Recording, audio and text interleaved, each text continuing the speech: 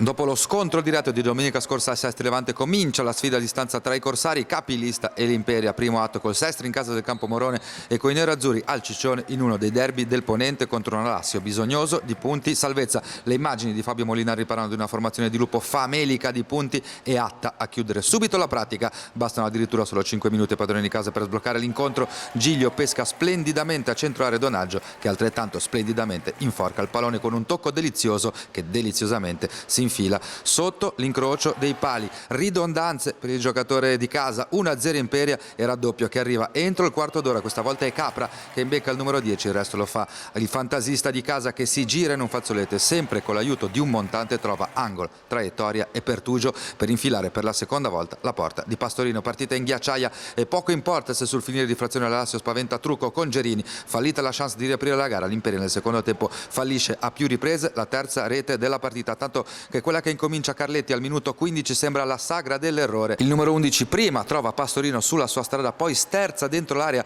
e conclude a rete ma sul suo esterno. Infine su una ripartenza fulminea dei nerazzurri e dopo un tocco sbagliato di Sancinito strozza troppo il destro che sarebbe valso il punto esclamativo della partita. Poco male perché l'Imperia il punto esclamativo lo mette a fine gara. Da Genova arriva la notizia del rocambolesco 3-3 le Sestri Levante. L'11 di Lupo è la nuova capolista dell'eccellenza ligure in attesa come nei film della prossima appassionante puntata.